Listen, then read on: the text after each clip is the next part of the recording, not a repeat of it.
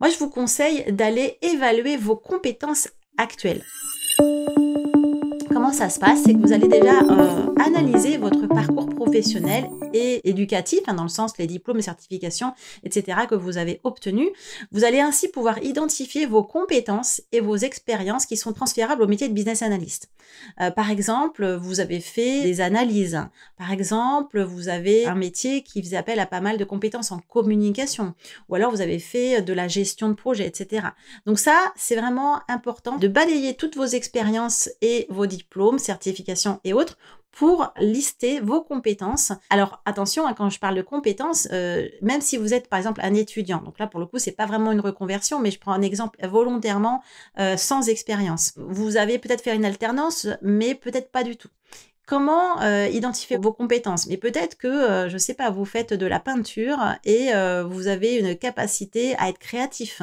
Peut-être que vous êtes dans un orchestre, de la musique et vous avez une capacité à vous synchroniser avec le reste de l'équipe et à être, comme on dit, un team player.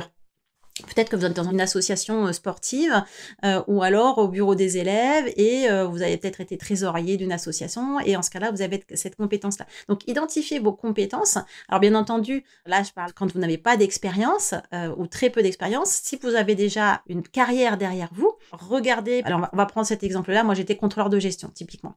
Contrôleur de gestion, c'est quelqu'un qui est quand même très analytique, qui sait manipuler les chiffres, qui également fait beaucoup de reporting, qui est capable d'identifier de manière macroscopique les objectifs de l'entreprise pour après vérifier les écarts entre les objectifs stratégiques, par exemple, et les données actuelles de l'entreprise. Après, si vous avez été dans la logistique ou dans les achats, vous avez une compétence sectorielle forte sur la logistique, par exemple. Vous avez peut-être été manager, vous avez peut-être géré une équipe.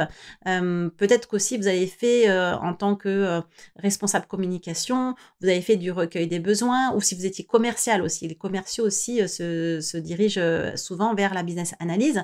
Vous avez été commercial, donc vous avez été habitué à aller être à l'écoute des clients et à aller recueillir leurs besoins pour leur proposer le meilleur produit possible.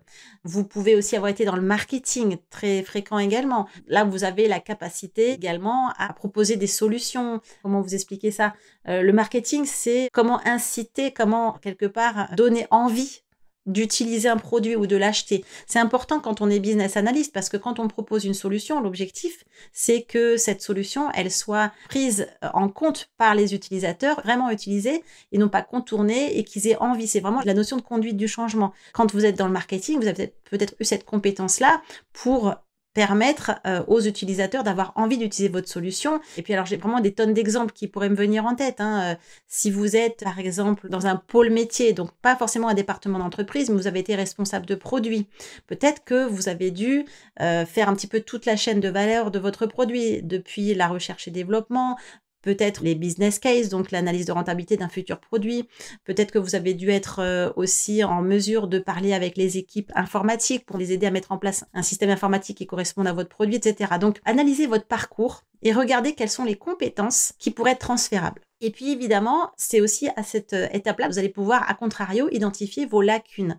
Vous avez des lacunes en compétences techniques et intrapersonnelles. Par exemple, vous avez besoin d'une compétence d'innovation et vous jugez comme peu créatif. Donc là, peut-être que vous allez pouvoir être formé à cette créativité. Peut-être que vous avez besoin de savoir modéliser et vous n'avez jamais modélisé. Peut-être que vous avez besoin de connaître un peu plus l'informatique, d'avoir un vernis informatique parce que vous venez du métier, vous n'avez jamais fait ça. Peut-être qu'à contrario, et venant de l'informatique, vous savez coder, mais vous constatez que vous avez des lacunes au niveau sectoriel, métier, et vous voulez approfondir cela. Donc là, c'est vraiment aussi dans cette étape que vous allez identifier vos lacunes, tant ce qu'on appelle les hard skills professionnels que soft skills en compétences personnelles, comportementales. J'ai par exemple certains développeurs qui me disent moi, le problème, c'est que je suis très timide et je ne me sens pas à l'aise à l'idée d'animer des ateliers de travail, etc. Ça peut être aussi des lacunes à combler.